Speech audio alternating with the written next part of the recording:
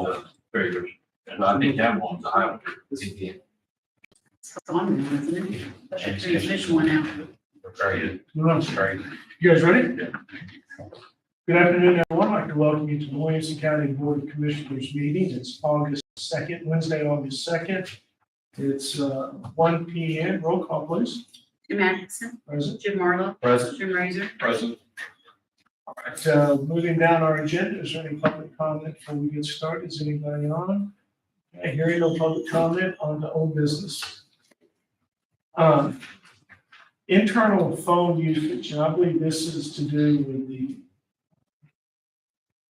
messaging and texting inside our system. The internal chat. And that has to be a problem with those things being stored. Right, there's just a concern with the storage of it, and then maybe more importantly, the searching, once that storage gets large. Mayor has told me there's no way to really search it, to where I think we could meet FOIA. It would become a burden, and it's a function that can be turned off. We need to do anything other than say turn it off. No, I think you can authorize the air turn off. I don't even know that. It's a function that we've never had before, so it's never been an option for the employees here. And it just happens to be a function of its phone system. I don't think. It does create FOIA issues. It does. So I say, you just turn it on. Right, do we need to vote on that? Take a vote, yeah, and then somebody just has to instruct mayor. Okay. So motion. I'll make a motion to turn off the internal chat function in our phone system. Second. Roll call, please. Jim Atkinson, Yeah. Jim Marlowe, Yeah. Jim Razor. Yeah, I will, after the meeting, I'll reach out to Mayor, to James, and ask him to turn that function on.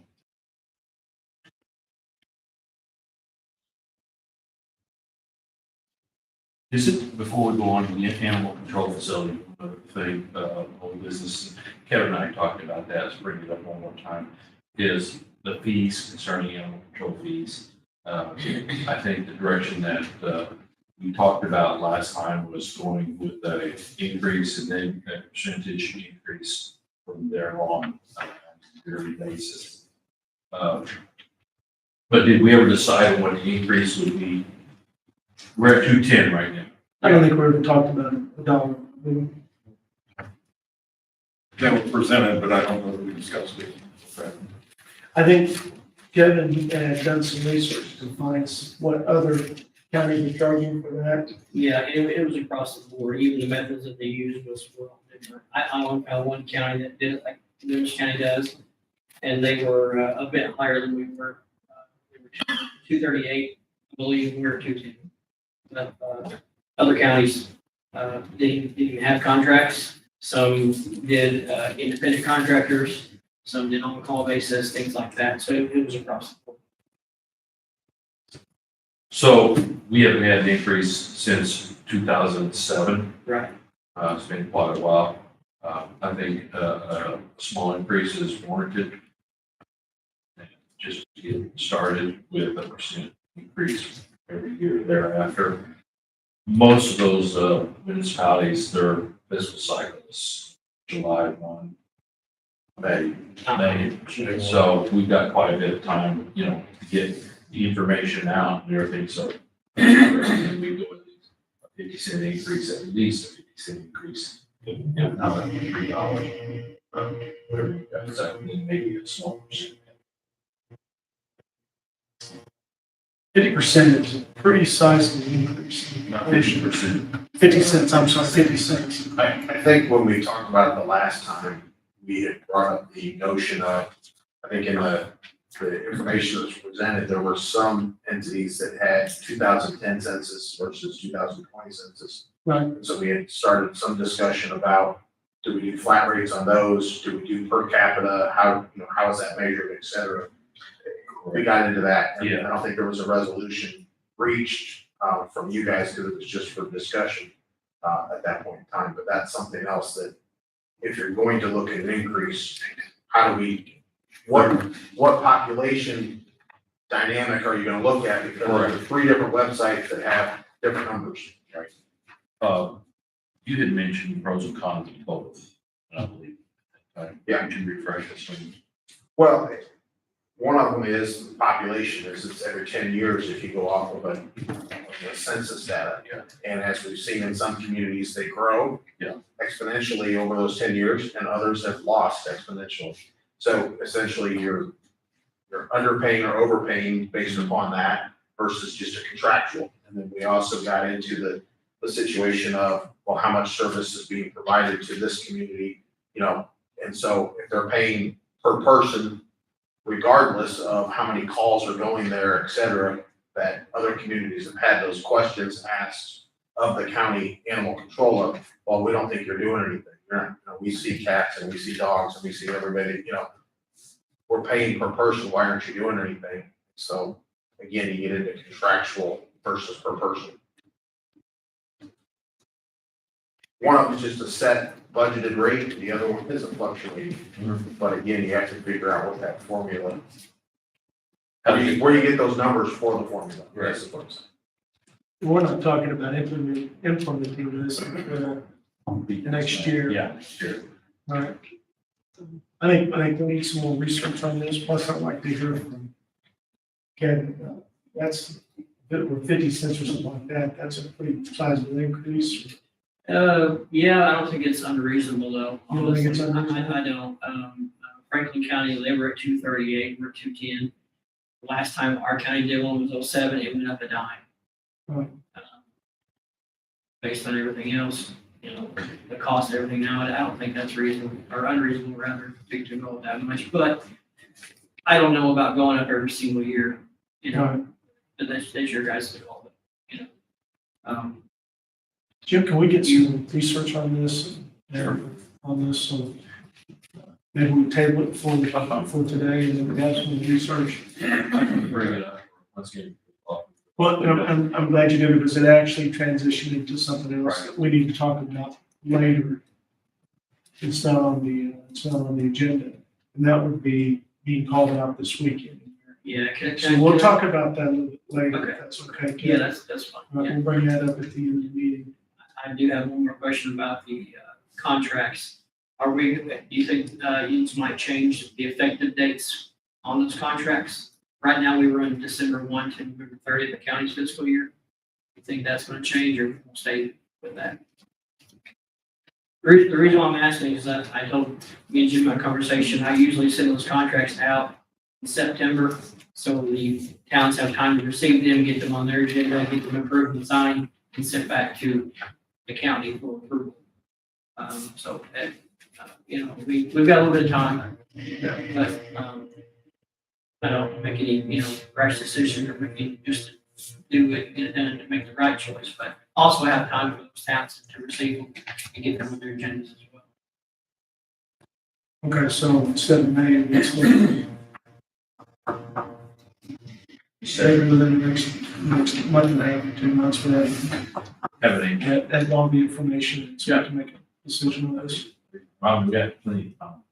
Yeah. But I just didn't want to drop it, forget about it, what we talked about last time.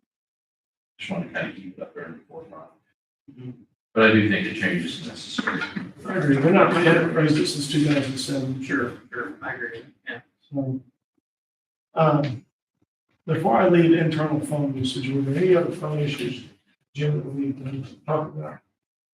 Anything else comes to mind? None that I know of. Okay. All right. Moving on down, animal control facility. That's you guys, huh? Yeah.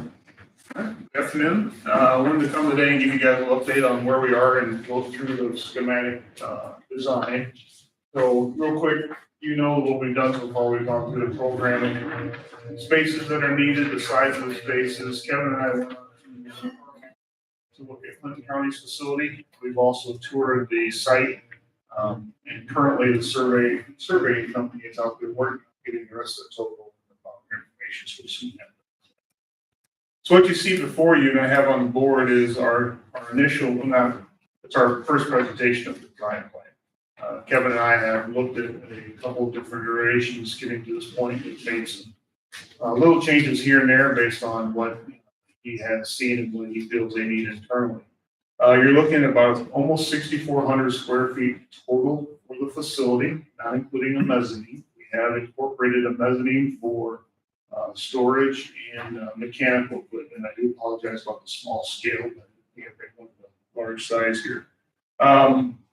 Office space is just under 2,900 square feet. It'll be cooled. The whole facility will be heated. The whole facility will be sprinkled. We have administrative office, public areas. So one of the things that Kevin asked for is to separate the public from the staff area, separate the animal dog area from the working area. Noise, odor, involvement in the facility, what kind of problems they have there. So we have a secured public lobby, toilet space that then they can bring people back into a multi-purpose space that can be used for both conferences, meetings, or for meet and greet spaces when somebody comes to the college. Open work area behind locked doors as well, behind glass, so that there is that separation. Workers give them some privacy and some sense of security as well. Small break area with some personnel storage. Staff toilet space, which also has a shower, single user facility. And then as we move through the back, the first wall there will be our first line of sound break to help keep the sounds down from the work area. Behind that, we have utility area where we'll have washers and dryers, some plumbing equipment, the dog wash stations, storage spaces, for cleaning, etc. A food storage closet, the euthanization room. We also have the walk-in freezer that Kevin's asked for because the issue we're having inside right now, using a chest freezer trying to take care of the animals. Quarantine space, which is directly accessible from a sally port. So a sally port is a drive-under, open-air sally port, enclosed with chain link fence full height. We'll have a sliding power door so they can come in, close the gate behind them, get the animal out, take it right into quarantine. We have quarantine space, 2 full kennels plus 4 modular smaller kennels that will be stacked for smaller dogs. They can also pull straight from the sally port into the kennel. So the kennel area is a large area in the back here. We have 36 kennels, including some double kennels. These are designs based on how the existing facilities work with some improvements for more space, for moving the dogs around and control the animals as well. So they'll be able to pull the truck straight in here as well. This will be a large open space. Those partitions around the kennels are not full height, so we allow for airflow, cleanability, good line of sight as well. We have a small storage area in the back for outdoor equipment, and also another storage closet for tools, equipment that they would have, they may keep on the truck for storage. Lots of storage needs based on what they've seen out there. They don't have. No, they definitely don't have enough storage. The outdoor runs are partially covered. The dash line indicates a roof structure that would be over top the outdoor runs, give them shade. There's two smaller kennels built into one of the outdoor runs here. As I said, we incorporated a mezzanine. One of the features that Kevin really liked at Clinton County was they had a large open mezzanine. They had some equipment up there to give them lots of storage for records and different things that they don't need as much easy access to. So we incorporated design of a mezzanine, and that's this area here. It's maybe hard to read, but we show a dash line around. This would be the stair access.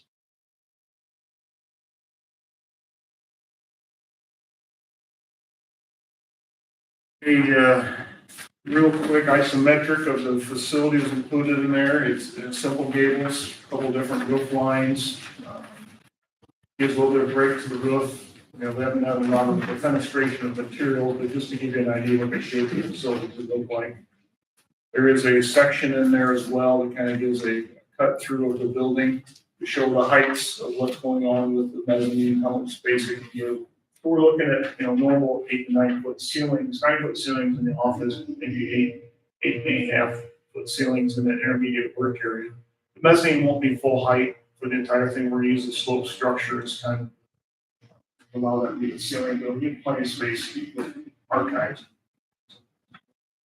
The kennels will be much taller. They'll be 10 to 12 foot. One of the issues they have there is the ceilings of the existing are too low, and they get a lot of feces and things from the dogs thrown everywhere up there, so we want to make sure we have plenty of space. Help move the air out of that space too. I know you're just seeing this, but I'm gonna go on to the site plan, and we can come back and go over any of that stuff if you want. So Ryan Farley's here with me as well. Ryan, do you want to talk about site or do you want? Yeah.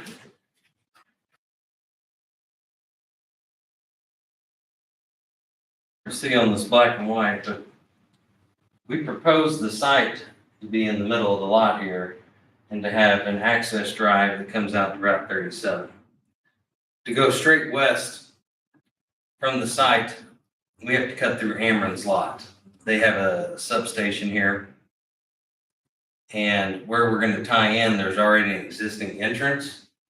There is a couple of small hurdles there. Obviously, we've got to get an ingress egress easement from Amron. We've already started conversations with them. But right where the entrance comes out now, which is just north of their chain link fence, which is where we put this gravel drive or paved road. There's a couple things in the way. There's a couple guy wires that have to be relocated. Also, the entrance is slightly south of where we want it. So we'd have to widen the entrance out to the north a little bit.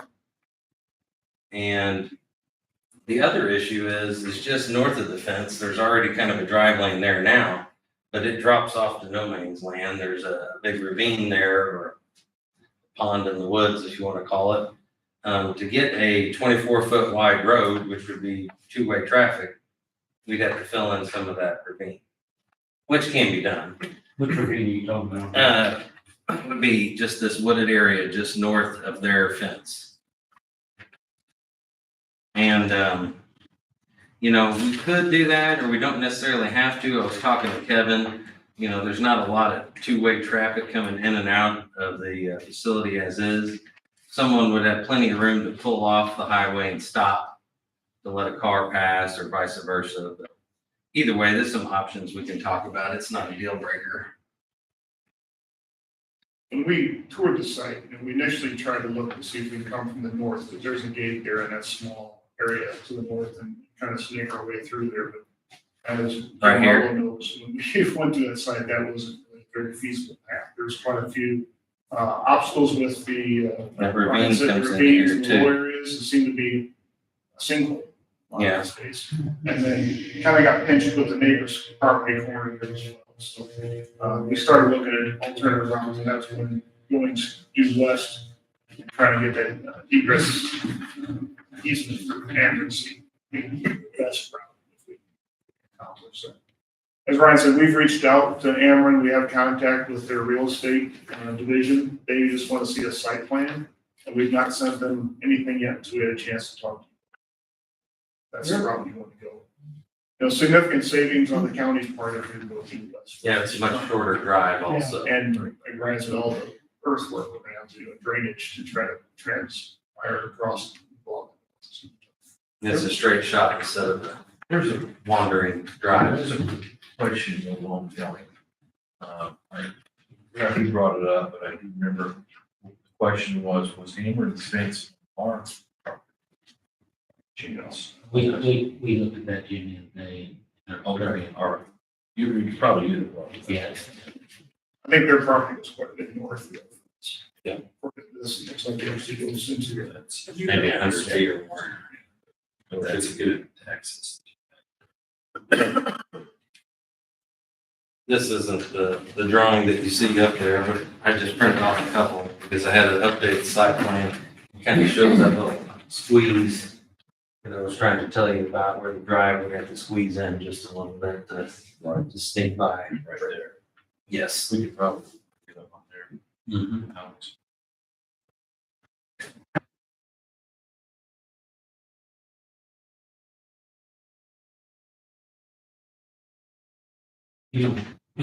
How much, to stay off of here, there's two thoughts I got here. Hold on. This is.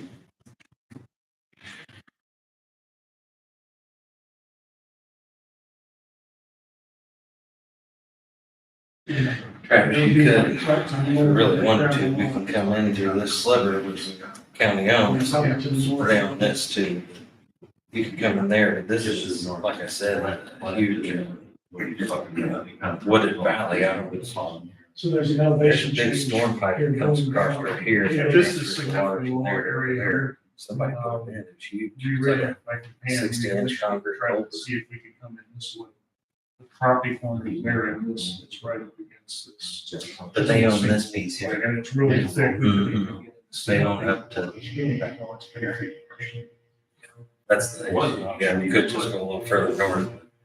It's about 150 feet. We decided to have.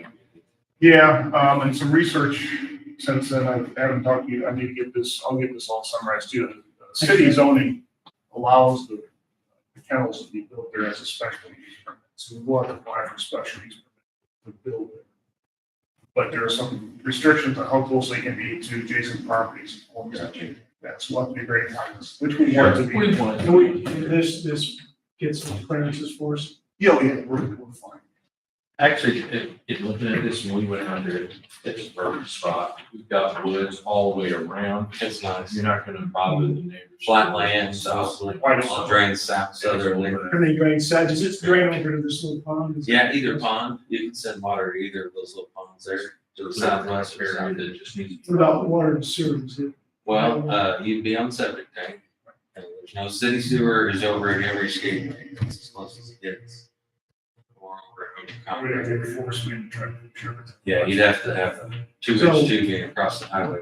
We could get it permitted for aerator or something. Yeah. It's accepted by zoning as far as the city's part, since it's not intense. And Marion does have water back that way, but I believe it's on the other side. There is some water in front of Cameron. There's a hydrant there, so it's. There's bound to be one for the south. A good open area for the perimeter fencing, we'll do a lot of clearing for that, things we have to use. Perimeter control fence. It was a good site. Not that you want to, but the Red Lake 24-inch water main runs north and south down the east side of the property, on the west side of the tracks. Technically, might be able to hook up with that. They don't like to. Well, it's got to come, get into water district issue, that's got to come from the city. Yeah, they'd have to release you. They'd have to get release on And as far as the water service from the city of Marion, we probably have to wander through the upper part of the property. You can't run your service across Cameron. Yeah. You can't follow the proposed road.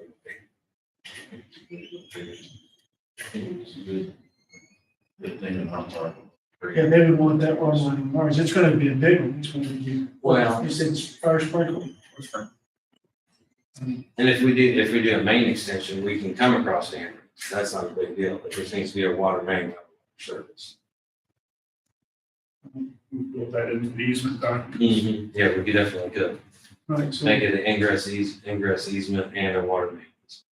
might be cheaper to do that and It would be. go across It's kind of country. quality pressure too. Yeah. Very flow rates on that. Put a fire one. Call the name. The first time that's been done. That's kind of a real quick overview of where we are.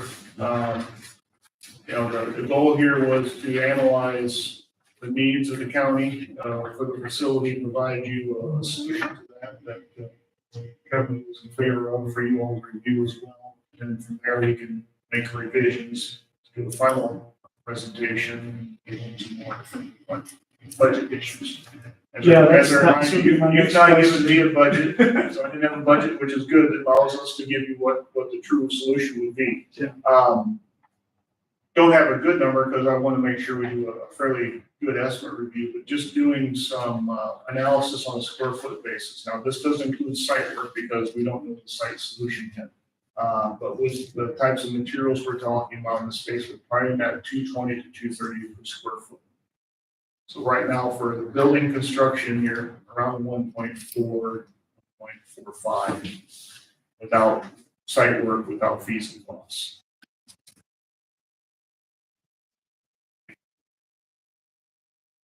I had a question about the site work. What type of parking lot surface and road would you, do you want it to be gravel or you want it to be oil and chip? Or would you pave it? Those are kind of your three options. That's probably gonna be at the end of the budget. Yeah, portion there. Yeah. Does the city of Marion have any requirements for driveway or parking? Everything I've seen in the zoning, and I'm gonna confirm all this with the city before we do any final decisions, zoning appears to be gravel acceptable, right? You think it's. I think in this case it would be. The only permit that I think that we might need if we alter the entrance on 37, we'd have to file for an IDOT. I think you're gonna have to get the. I mean, if we change the entrance at all, we'd have to. I think, and when you're talking about gravel, all businesses out there in that area of gravel. Yes, yeah. We'd have to have a rigid paving for the accessory parking spaces. Yeah, there'd be a couple. And we want to, Couple concrete. want to investigate, we may have to go through a variance with the zoning because it's whether they determine the whole building square footage is required for calculation of parking spaces, they do, we're looking at 22 parking spaces, which is too much for this That's, facility. yeah, that's way too. If we could just use the office space, we're down to 10, which seems a little bit more Yeah. reasonable for what facility needs are. So there's a few things we'll definitely be in conversation with the city to fine tune and confirm. Absolutely, good.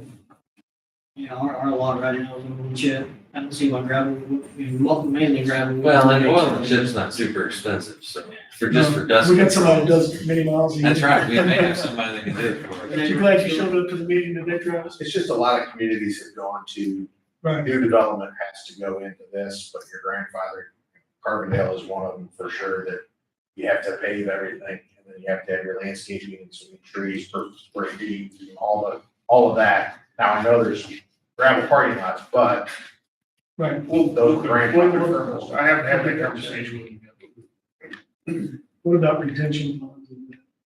I'd say you probably utilize what you have. Yeah, right. Yeah, I mean, we gotta put an outlet structure on it, that's not a big deal. $1,000. Kevin, are you okay with, any comment or anything like that? Everything Mark said was spot on. Him and I had several conversations. The workflow was good, in my opinion. A lot of the design is based on some of the issues we have now, space and, odor control, sanitation, things like that. I really like to see the public section separate, like we have now from our work section in the kennel area as well. And I think the flow with this design works really, really well. The possibility of having a nature and walk-in freezer, I think is really, really good. I think that what we're using now with that chest is asking for somebody to hurt themselves. So I think that's something that really needs to be considered in that. And then even though as of right now, as we sit, we're not licensed to euthanize or anything like that with the state, but this facility would allow us to get there, to have that capability if we had to do it on our own. It's necessary. Absolutely, yeah. Mhm. Yeah, so you've got that capability there. But, some of the issues that we have now, the way we're set up, kids have been out here, you can see that it's. Yeah. And dogs come in and out through the office as you're trying to help customers, take phone calls, take complaints, you name it. And we've just outgrown that space over the years. By having a public section to do business, to do registrations, impound, things like that. The meet and greet area, meeting area that we talked about, multi-purpose area. The section for the employees' work area, our cleaning area, quarantine section, and of course our dog kennels.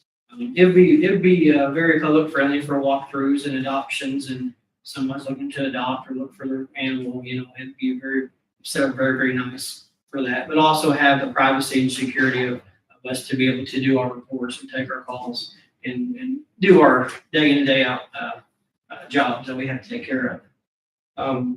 So this does build in some growth for staff. We're showing a total of 5. It's not a lot, but it's something. Correct. The mezzanine area above, I think, would be a great addition. Like Clayton County had, we have to, retain records for X amount of years, depending on what it is. That would be a great dry place. That's where we talk about HVAC would be up there, so you'd be climate controlled, so your documents wouldn't be destroyed or deteriorate, get wet, anything like that. I think that'd be a great area for storage. Yeah, I feel that this would be very, very good for the county. Lots of room for growth and the kennel space, I think, we talked about having that magic number of kennels, not having too many, not having not enough. Currently, we have 28. That is a combination of the small kennels and the large kennels. And we're up to 36 with 8 double pens in the back of the kennel area, large breed dogs, litters of pups, dogs, things like that. And the materials that we talk about using for these kennels will hold up over time. Right now, we're all chain link and stainless panels, which is very, very sensitive to moisture, rust. We fix them, repair them all the time. These would be block kennels for multiple reasons. And it's a very, very good design, in my opinion. And the security factor as well, to keep the dogs in. Or they wouldn't be fighting each other through the wire or, the stress level on themselves, seeing each other, the dogs see each other, they can get stressed out, things like that. So I think the design of that kennel would be, like the county had, would be very, very beneficial. Lots of good improvements there. Let me ask one question here. In looking at this, okay, on the salad port, you drive through the front, okay, and the gate's closed behind you. Do you have to back out to get back out? Or you do? You do, okay. Where you get back in. Right. So, Mark, what type of building is this steel or is it? This could be steel frame, it could be a PMD, it could be wood frame conventional. We could look at close to the frame, I've not made any decisions this way out. Made any of those, and that could be something to look at, cost valuation of the three. That salad port area, Mark mentioned would be full link, chain link, top and bottom. That we could use it, we talked about as a multi-purpose area as well. If we was to hold a vaccination clinic, if we had a vet come out to do vaccines, we could have it there be covered. We do microchip clinics once a year. And on top of that, the security factor of bringing dogs in here and shutting the gate behind you, so you don't have that risk of them getting out and getting away from you. Especially if you have a breast ban or something like that. So I think it's a really, really good idea. You got access directly to the kennel area and also to the quarantine area for sick animals and bite cases and things of that nature, and also your euthanasia room right in there as well. Again, secure power sliding gate, chain link top to bottom. what type of floor would that be back there for the kennels? I mean, I know obviously. We're looking at epoxy. Epoxy. There's manufacturers have a coating that will that's resistant, more resistant to the urine. As far as cleaning, everything's pretty well set up the way you would like. Yeah, yes, sir. We've got 2 hot and cold hydrants, just on the, I guess, the building to be west end of the kennels here, on both runs. Centered trough drain design in the middle now that we have it, it's currently set up. But again, with that center trough drain, to newer design kennels, it's gonna be much more sanitary, much more easier to clean and hold up far, far better than what we have now. And easy to clean, like I said, and just hold up to everything that the day-to-day elements throw at it. Like I said, we have 28 kennels now, this gives us 36, so we're not, we're expending too much when we can't handle it. We're taking on too many animals, more feed, more cleaning supplies, more time. I don't think that'd be the case here.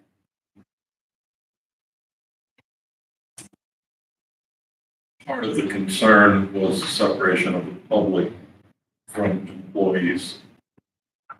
We've got multiple doors, I see, to go from lobby area to the visitation area, but at one point it seems to me like you walk through the work area, you have full access to the work area. Is that a concern?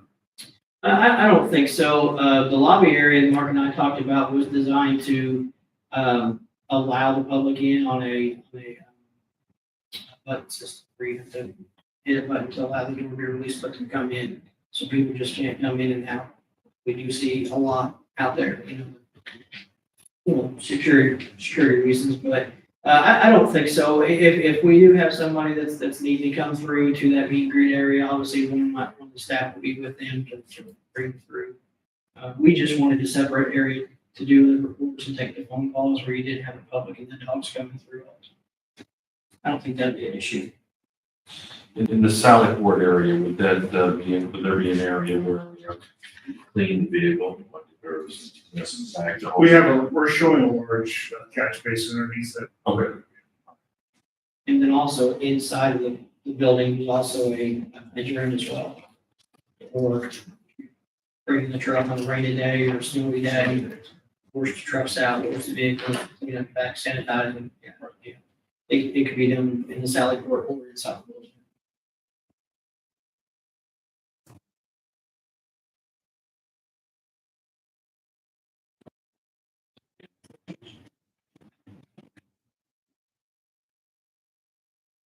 Adjacent to this project, we talked about it when we first met. So I'm gonna bring it up one more time, especially with the changes coming from the refuge and our lease storage area out there. I've talked with EMA. Their one critical component out there that absolutely needs some kind of covering is their communication. We talked about the possibility of putting a tool shed or a lean-to off of this, near this, to facilitate that. Are we still interested, or even just collating or co-locating on the property? Is that something we want to consider now, bring up later? Well, to tee off of that as well, was a concern that Kevin brought to me was housing of animals, livestock, in case somebody calls and says, we have livestock that are roaming free, just a holding area as well. So to add to that, I know what you're saying, I agree. I think we do need to have an area to house that type of equipment. It could be just a regular pole barn here to gravel floor. So, It doesn't even need to be enclosed, yeah, quite honestly. but No, it could be. Just enough to back that trailer in, and like you say, if you wanted something for equine or, cattle. just temporarily until they can figure out where they're going to go. Fencing. That across the whole facility is inside a fence, isn't it? The building, it's gonna have a fence. Is it gonna go all the way down the road, the fences, is that? We haven't laid that, but I envision it to be closer to where it tees into the parking and kind of save on some costs of fencing.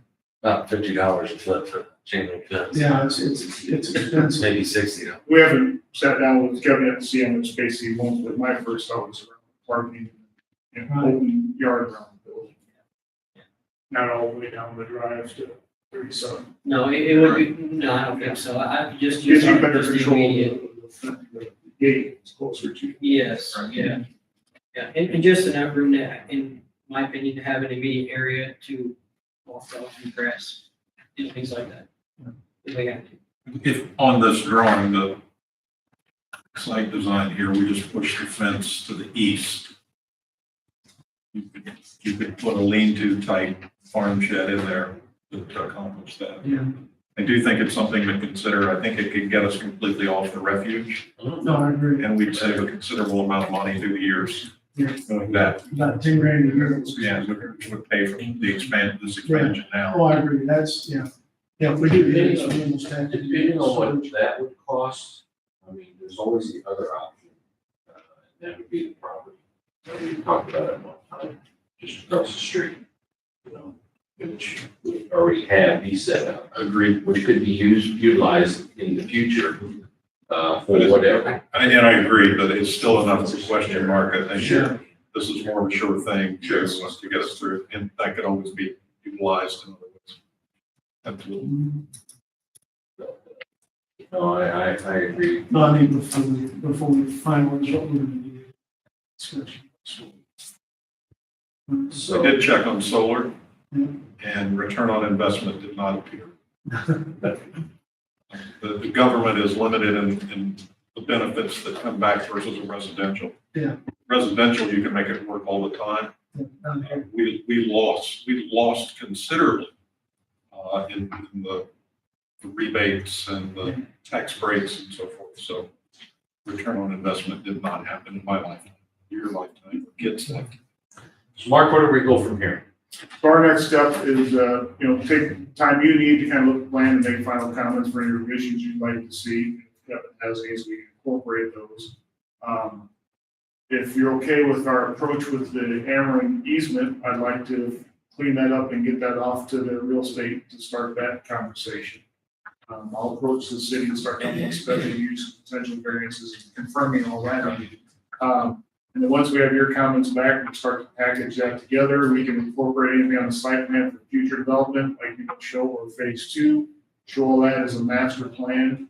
And then once everybody's good with that, we'll work on that more realistic construction budget. Okay. And that's, I think, as far as we have the contract to go right now until we decide to do so. Well, I was out there and, with you guys, and we looked at that entrance, and I think that should be the best entrance on the west side, so. Even if we have to, like Ryan said, increase the approach on the north side on that entrance and do some main work on that road. It's still would be better, for the county financially than have to come all the way through. Yeah. Yeah, one comment, and, this is just coming from looking from, entrance and exit.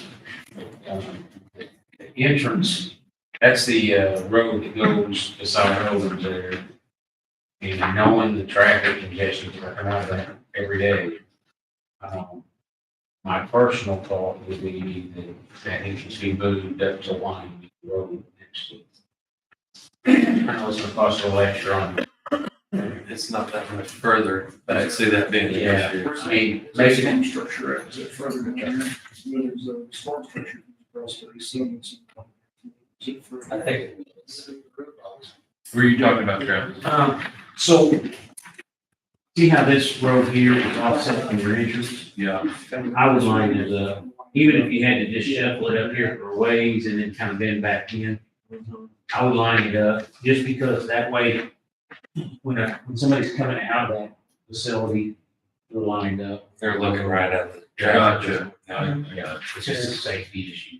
So enough room to make a chicane in the road, I guess that can. Yeah, I mean, you just got, there's more fill if you do that. There's more fill. It drops, it drops off quite a bit as soon as you come off the edge of the existing. Yeah. The Ameren easement would be the same with, they're probably gonna tell you, hey, we don't want you to cause that curve on their property, they may want you to go straight across, but as soon as you get past on their property, Yeah. push it back in. That would be.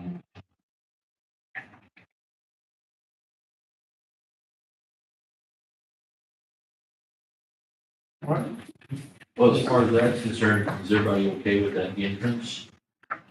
Yes. I think that's the best place. I agree with Travis. Yeah. I don't like the idea of all the fill that you're gonna put in there, just from the description, I haven't seen it, but from your description, it sounds like it's going to be considerable. Yeah, I think if you took a drive by there and go to that north end of Ameren's fence, you'd be like, oh. Yeah. Yeah, Look, it does go down there pretty good. It's pretty good. I mean, there's gonna be tree clearing, there's gonna be considerably more to build the road. Facility that's gonna be there for public access for many, many years. My thought on it, even though it's not many, it's probably a small expense in the big scheme. Right. To do it right first. Moving that one pole with the guide wire, is that one be a problem? I think it's just the guy wires. I don't think it's moving a pole, so they may have to set a new pole and new guy wires further north, however they want to string it out.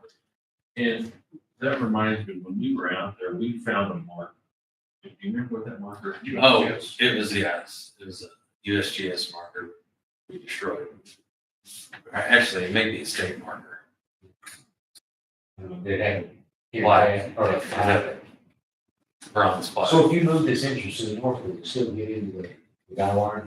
Yes, no matter what you do, if you go it's probably 3 or 4 feet off the edge of the road, maybe 5 feet, I can't remember. Probably not as, it's probably not too bad, but They're just guy wires. I don't think it's gonna be too big a deal moving a pole with power. I mean, actually, moving it south. No, you can move the road to the north, Moving road to the north. move it up here. Okay, I'm looking at this map here. Brett, we still have that aerial pulled up on your computer? I did. Well, they're talking about bringing, the road is in right here, you can move it. Okay, right here. Yeah, you can see that. I was just looking. I don't think that's what, 20, 30 feet, maybe, This, I think that's.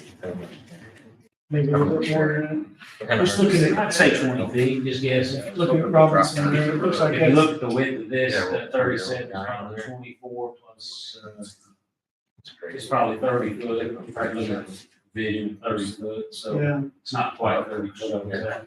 right. Maybe it is, maybe it's 30. Think that's not gonna be a problem?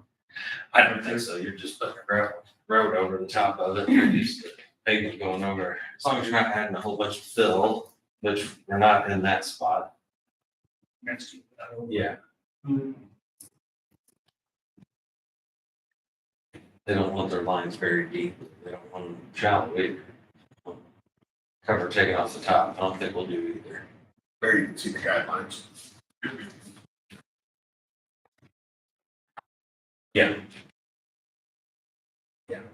So they are a little bit further north than I thought, maybe 10 or 15 feet further north. The way we're talking about lining up the entrance, what is that, Robinson Drive there? Yeah, Robinson. It would definitely be a big thing.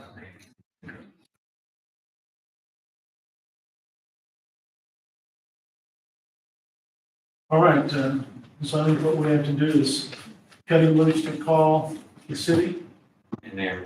and Emory and do all that legwork. Start checking on permits, variances. If you guys have any comments on designs, you just want to collect them and send them to me. I think that's probably what we're gonna do. Jim, I know you're gone the next couple of days. Maybe by middle of the week, we have time to get concerns. What about you, Jim? You have time by the middle of next week to get your, Yeah, on this, the 16th, I will do.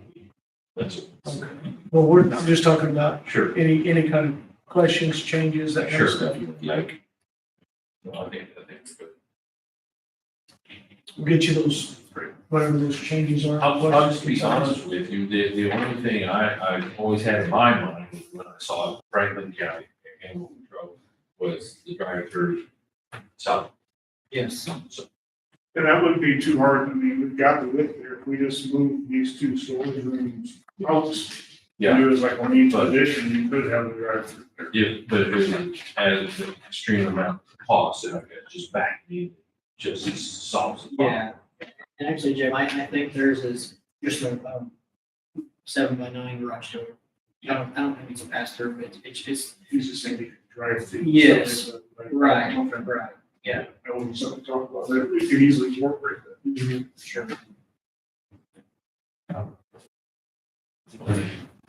Okay, you So, guys got anything I'll else? go with direction from him and the board and we'll go from there. If I think I got the thumbs up and pursue the permits and increase. Mark and Lorraine, thank you so much for the Yeah, presentation. appreciate it. Brian, how are the ARPA projects going They're good. before you leave? Yeah, they're moving along. Spiller Towns has been bid. We were slightly over budget on that, not much, maybe like 30 or 40,000. At some point, I think Dustin Eldridge is gonna reach out to you to see if there's any more money available for that.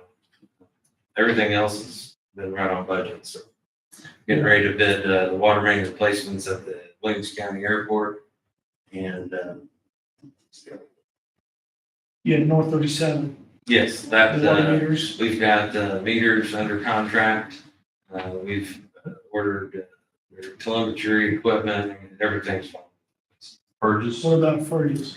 Fergus is doing really well. All the water mains are put in. They actually started on the building yesterday. What about the tank? Don't we build the tank there? Yep, the booster pump station building and a ground storage tank and generator. That's all happening. Generator's supposed to arrive later this fall, maybe early winter, but everything else is ready. So we'll get it all turned on minus the generator. Excellent. Yeah. Appreciate it. They're all doing good. Yeah, I know everybody's super appreciative of The those only projects. thing I recommend is if anybody, I say it's anybody that's looking at extra money, so no, and fill out a number. Yeah, that's fine. We can do that. And we can't make any guarantees on our Yeah. money. We're No, down and to you guys are ahead of the curve on all that, and we're just now going through the process of Franklin County and other places. So, time restraints on that. Sounds good. All right, gentlemen, thank you so much. Thank you. Thank you.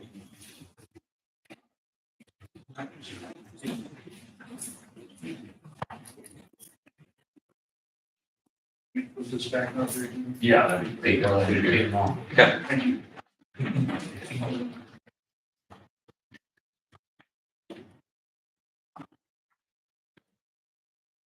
All right, is there any more little business we need to discuss? All right, hearing none, we're going to move down to new business. Discussion of the billboard ordinance. I got a letter from a guy who was not, he wasn't really complaining, but he was talking about the eyesore of these billboards that are going up. He sent me a picture of the one that was down on Lake Egypt. And it was out in the middle of the field. And it was kind of V-shaped. And there's maybe 4 or 5 billboards on either side. And at one time, I know that we had a conversation before, and I put this on the agenda just to see if there's any desire to look into some kind of ordinance that might limit billboard construction. So that's why this is on here, just to see what you guys think. Let me ask this, I know what you're talking about, the V-shaped billboards, there's one, and just one up north. So, Yes, okay, yeah, 37 is controlled by IDOT, am I correct? No? 37 is not a control route. I was gonna say, does IDOT have any restrictions on billboards? On 37, they do not, that's not. 13 they do. 13, 57, Route 3, you'd have to go on to the IDOT's control, onto their site, and get the control routes. Here's the issue that I see that we've run into. Someone's perception that these things are ugly versus someone who's, this is my problem, we're gonna get making money off this. And, that's a slippery slope. But now, as far as blocking vision, maybe to degree some distraction for distracted drivers, that might be an issue. So I don't know where we're going to go with this. We have to look at other places. We have the ordinance the city of Marion passed, I believe they passed it in November. We have that, and I think council Yeah. reviewed that. The difficulty is enforcement. yes, So we can create any restriction you want, Right. but when somebody's violative of it, who's writing the tickets? Better yet, who's tearing it down? Well, that's what I mean. Right. So that's where, that's where it comes into. yeah, when Commissioner Rager sent that over to me, that was his main comment as well, is for what it's worth, here's City of Marion's, but I think enforcement's the issue, and I think 100%, and the city has a code enforcement officer. Yeah. The problem is that the county doesn't. We do not. And I don't know that you're gonna have enough enforcement issues to justify creating a position of a code enforcement officer that has the ability to go out and issue citations. Basically, strengthening the new department.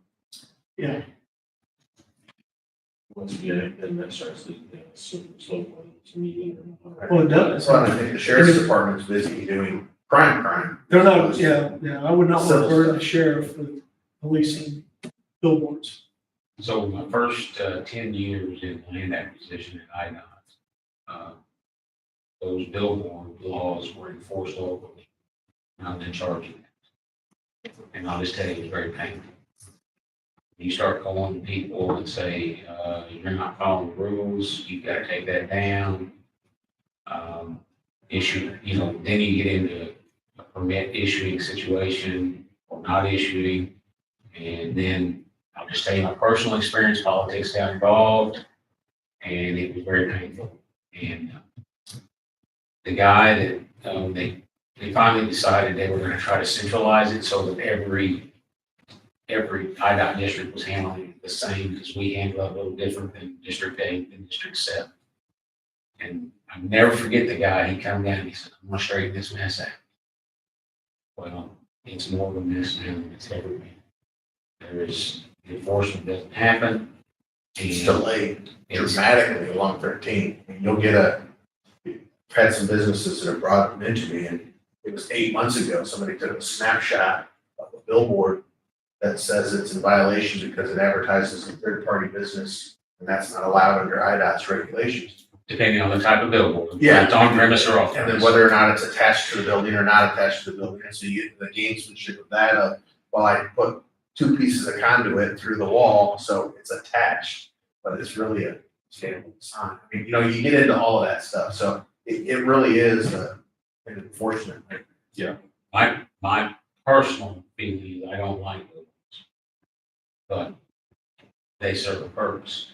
But the other thing is, man, to start enforcing this stuff and have, you're asking for a whole lot of trouble. I think it comes with an overall zoning package, and we're not there yet. Agreed. And we've had that conversation. At some point, we've got to have that. We have to have a serious conversation about something. We're growing toward that, absolutely. As we move from agriculture. Exactly. But I'm looking for direction from this board, so if I'm understanding the conversation correctly, it's not time yet to do this.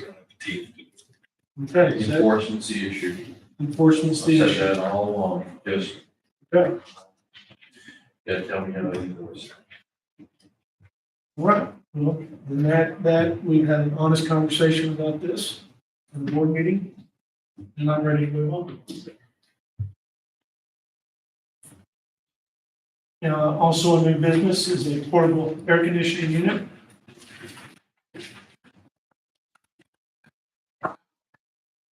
And this would be for our IT room, right? This would be for the server room in this building. We're currently using a loaner unit from Mayor.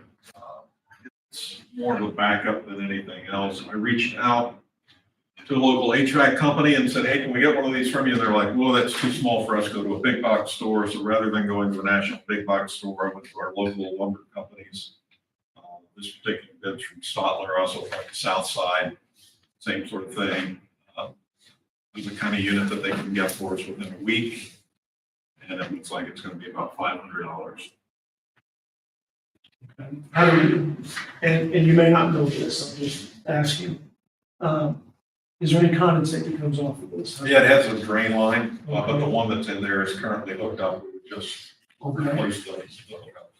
Yeah, goes to like floor drain in the room. There's no floor drain in that room that I know of. There's a hose on it going into the ceiling right now. So it's probably pumped and then to a mechanical room or something. There is a janitor's closet. The rest of it could go into that. I don't know. That's why I was asking the question. You confident that we can put this in? I'll confirm it with Mayor, that it would directly replace what they had. But yeah. Well, let me ask this. Do we need to consider moving that IT station? Oh, gosh, no. Because you'd be moving a wiring closet and, oh, gosh, no. I think, The spaghetti room would be. the trouble that we had changing our IT may be nothing compared to what that would be. Right, yeah, moving all the wiring I would think be a that would be, nightmare. yeah, I mean, it's a good question. Is, It's a shame it wasn't on the third floor. We've got that extra I space. was thinking. Yeah. Other heavy duty stuff. I think we're probably stuck with having it where it's at right now. what's the efficiency on this versus a mini split? I know the mini splits are more, but would it be better in the long run as far as? You may have an answer for that. I don't, I brought up mini split, I was told it's overkill. The installation is going to be much more than what this is. That was the information that I got back, Rhett, was that the mini splits were just too much. Okay, I didn't know. Right, and, they would provide too much cooling. So there's an issue with how they run if they're oversized. Well, that's where I started, was with mini split. I was not even familiar with these. I didn't know these Yeah. existed until this project. Basically a little dehumidifier. Yeah, It's got a slight cooling element, to it, but it really is more of a dehumidifier. This unit also doesn't, this is not the primary cooling. This is, if the servers are really kicking and it warms up in there a little bit, it needs to drop it a degree or two and kick on, and then it just sits there. Or if we would lose AC to the entire building, this would carry it until it was repaired. This is really a supplemental backup kind of unit. Backup unit, nice chest with the fan. Somebody got to carry the ice then. Yeah. Well, I think this is something we should probably purchase. So, is there a motion to purchase this? Purchase the portable air conditioner. I'll second. Okay, this will come out of contingency. Okay. And we're talking about this, correct? Yep, it's that unit. Okay, this unit. And we are buying this local for local vendor. We are. Okay. Roll call, please. Tim Atkinson. Yeah. Jim Marlowe. Yeah, Jim Razor. and it would be purchased from Stoller Contractor Supply. Good. Keep that money in account. All right, moving on down to on the agenda, down to resolutions. Surplus property. Resolution in your packet, telephone. This is, the inventory I got from Mayor of everything they have uninstalled and collected to this point. As I checked on the possibility of recycling this stuff rather than tossing it in a dumpster, it turns out that PBC has a connection that comes in from Evansville, Indiana, about once a month to pick stuff up. Electronics for recycling. They charge a very minimal fee. PBC said they would take that fee on, it would be nothing on us. All we have to do is get all of these units in a box in a location, likely across the street, a little storage building, and then they'll be picked up and go to recycling. Okay. And Matt, you looked through this resolution, we're in good shape. Yeah, the only question I had was whether or not there was usefulness of them for resale, and Mayor has indicated that they've exceeded their life, so I think it's just. I think a few years ago. Okay, do we have a motion to accept resolution?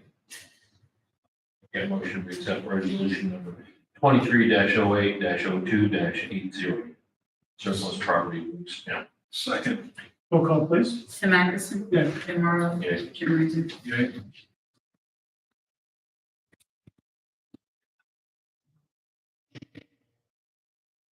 Moving on down to resolution to transfer funds. And Ashley, this is what you and I had talked about in the state's attorney's salary accounts, correct? Yes. And what we're doing is just moving the funds to be, to more accurately express what his salary payments are, correct, for his employees? Yes. Okay. Either of you guys got a question about this? This is just a little bit of basic housekeeping. Okay. Have a motion to accept. Motion to approve resolution 23-08-02-81, transfer funds in the state's attorney's budget. Second. Roll call, please. Tim Atkinson. Yeah. Jim Marlowe. Yeah. Jim Razor. Yay. We have another resolution. And this falls under committee and board appointments. And so, and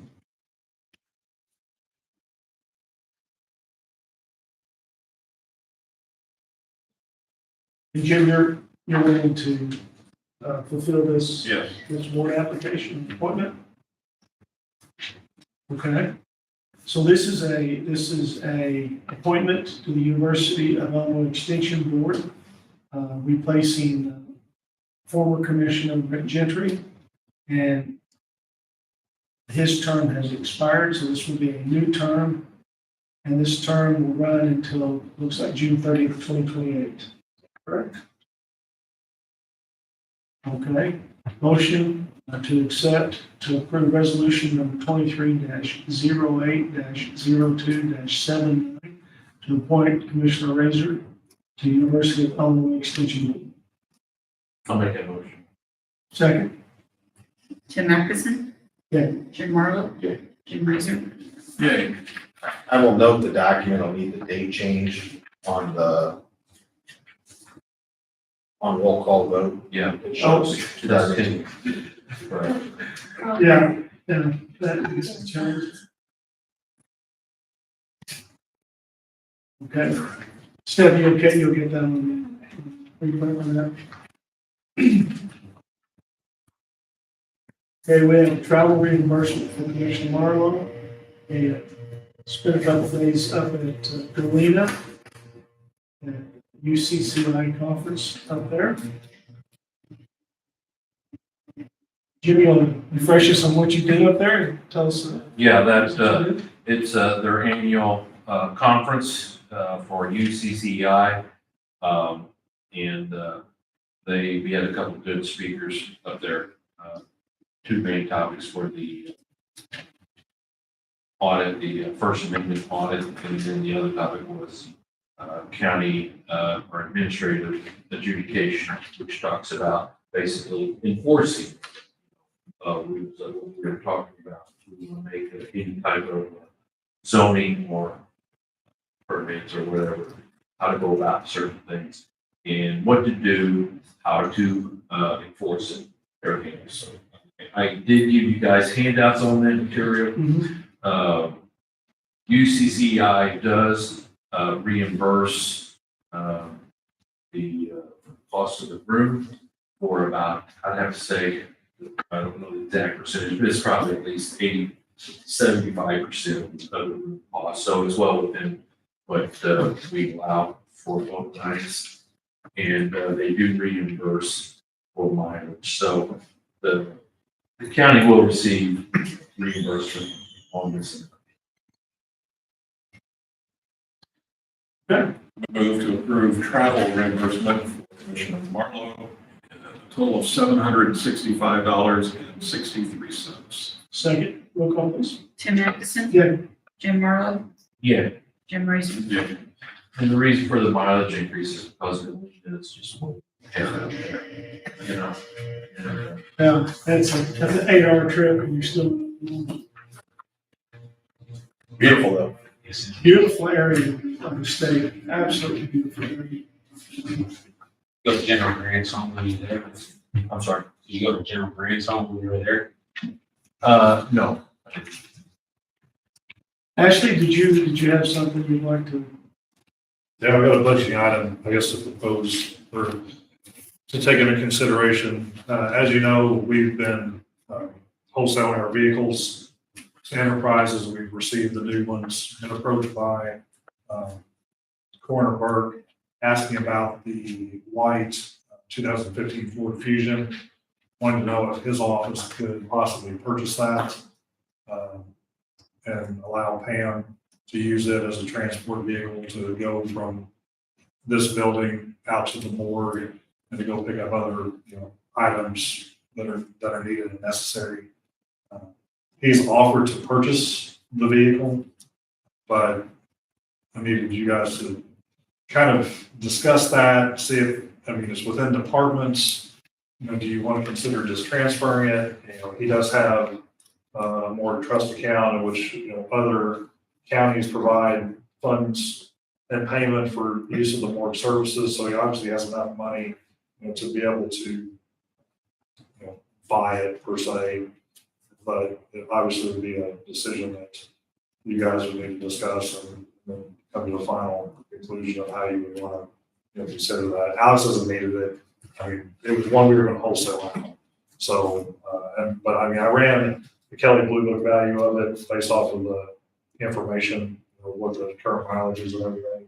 I can provide you a trade-in value, for it, but whether or not you want to take that as a number or come up with your own number, your call.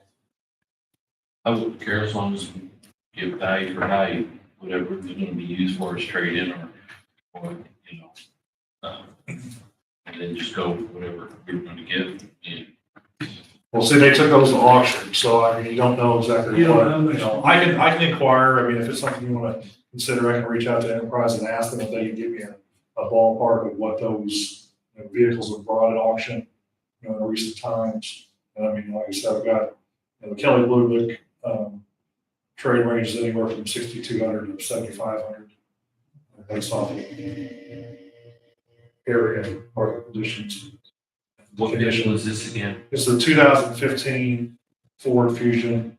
It's the white Ford Fusion. Alex is still keeping the black one. But the white one is an excess.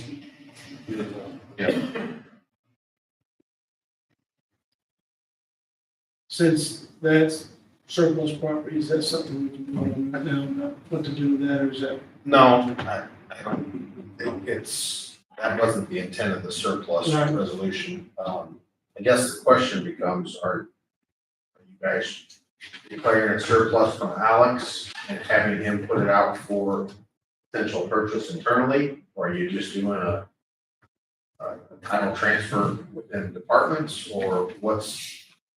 Well, the title is under Williamson County. So I mean, technically, Belongs to you the know, it belongs It belongs to to the county, which that's a whole other argument for another day about why we have vehicles titled to department names. We have one single tax ID number, but, you know, But I mean, I guess the ultimate question is, what's the intent? Because you don't want to declare it surplus, because you're still gonna use it, so are you just? we have an internal transfer of fixed asset form, which can transfer a fixed asset from one department to another. And I mean, a lot of us have done that. So is it titled? Is it deemed a fixed asset currently of the assessor's office, or is it deemed a fixed asset of the county? That I couldn't answer you right now. Because if it's of the county, you don't need to do anything except give them permission to utilize it. Right. Which is kind of what I thought we'd do. I think strongly about this. When we have any employee on the road for business, they should be in a county vehicle and not in their own personal vehicle. There are all sorts of things to get involved in. So this is something that, in my opinion, needs to happen. We need to happen if we can here. Would you be comfortable in just letting them use the vehicle without a financial transaction? I think so. I think so also. So can we do this without a financial transaction? Can we make this happen? Can the board just simply say, here, we have a car, you can use it? I don't even, just say somebody just needs to give permission. I don't even know that you guys need a vote. Okay, I think they just got it. Utilize this. I think they just got it. Talk with Sarah, and we'll find out what department it's in. If it's under- The only exception to that would be is if Alex used, you know, one of his specialty funds to purchase or something along those lines, so, you know, to where you want to make sure that it's. I have no That idea. was a capital asset. That's a capital. Yeah. So the county. So the county owns it, Yeah. so the county can give permission. You guys can make it a building vehicle for that matter, and Yeah. say, anybody. Anybody with a that driver's uses it. license and an employee can drive it. So you guys just need to set that up. If that's what you're gonna do, then put together your rule and regulation on it and say this is, Yeah, so. yeah, I suppose you could. You know, can I add to your conversation? Animal control, we had got a new truck in 2012. And we had transferred one of all our old trucks to the assessor's office. He just did exactly that, just did an asset transfer. There's no longer an asset. Animal control is still a county vehicle, it just transferred to the assessor's office. That's why they do that. This is kind of a similar situation. Just so you know, the stuff they did it before. I'll give us, Sarah, we'll find out exactly what department this is in. Exactly. So done and done. Yeah. That's the way I see it. All right. Done and done. Okay, I only have one other thing left. Did anybody have anything else you'd like to talk about? Would you like to address the board? I happened to stumble upon this and I've been meaning to attend for informational purposes more so than anything at this moment. We've just been approached by numerous solar companies. Community solar project, I guess, so that's process with everything works, so. Do you have questions about, like, are your questions maybe about permitting? Yeah, and just, system, Well, personnel and some things. Alex and the supervisor says, what Alex Simpson, he issues those permits and facility energy projects. So, I think the company itself would probably be the ones to use that. The ones I think we're finalizing our negotiation stage for it, so, I believe they're gonna be the ones to negotiate, if I'm understanding correctly. So, with us being, of course, the company, I'm not sure what my role, or if I want to attend. I'm sure we can get those answers for you. Yeah, we're, like I said, we're just now finalizing the contract side of it, so, there will definitely be something developing, I'm sure, in the next couple weeks or so. Once it's getting that close.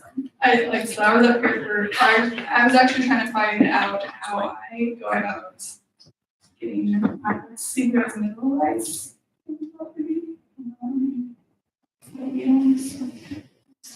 Heard about that. Okay. Yeah. Okay, well, thanks.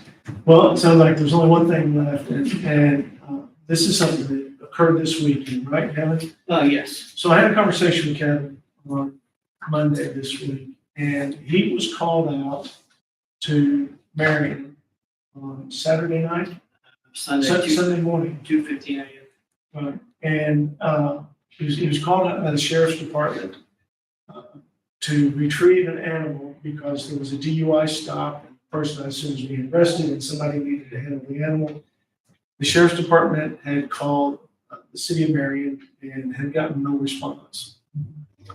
And so he had sent an officer to, two Yeah. officers. Well, ended up being one, but two of them got the call. They both left at the same time. They just multiple calls because the county couldn't get Marion. So then they called back to one of the other officers and a little bit of miscommunication and working out. So the reason for my comments is that, of course, Marion they don't pay us for animal control, they have their own. And in a situation where the sheriff is in Marion because they can patrol in Marion, if there's a situation where there's an animal that needs to be controlled and Marion doesn't answer, I think Kevin was conflicted, and rightfully so, about what to do. It's been an issue in the past a few times. Correct. And what I had said to Kevin is that if the sheriff, if they call you to go out and they're not getting a response from Marion or Heron or wherever they might be at, what are the options? The sheriff's patrol, how do they control the dog? And I really didn't want the sheriff's deputy shooting, euthanizing the dog to control it. And I told Kevin that, in my opinion, he should answer that call when the responding agency doesn't respond, doesn't answer it. And I'd like some clarification if what I told him to do is that's what the board agrees to, if that's what you guys think, before we went any further. I'll tell you what we did in times past. And we had an instance where Heron called us. They're wanting us to take a vicious animal. And at the time when Cunningham was our assistant state's attorney, she said, "Do you contract with us?" I said, "No." She said, "Absolutely not." On something like this, where it's an emergency, and get the call from the sheriff's department. I think what I would like to see that might be covered, that might cover this, is if we could formulate some sort of intergovernmental agreement, that we could all agree to and sign on to where city of Marion would then, or whatever city that don't contract, would then agree to bill us for whatever. If for whatever the reason their animal control unit could not respond. Yeah, and that's what I was looking for was clarification, because you're right, Jim, you hit the nail on the head. You knew exactly what we were talking about.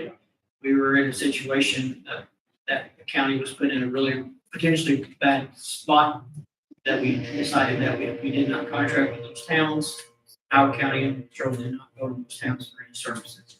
And Kevin, that call from here, for that neighbor said, it's from their town, it's from their, it's right. That I can't say. Terry lost the time, took the call and sent us. I didn't know officers were out, but the call was in city limits of Aaron.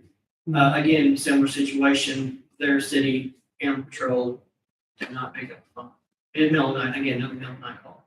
And long story short, after that incident, Jim knew about it. He was there at the time. So was I.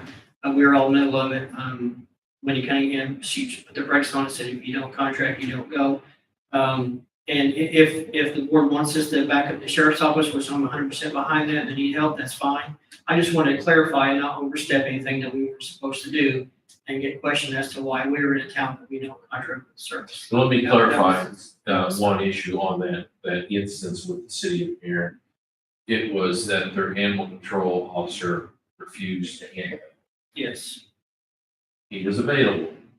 He was the animal control warden, but he refused to handle that dog.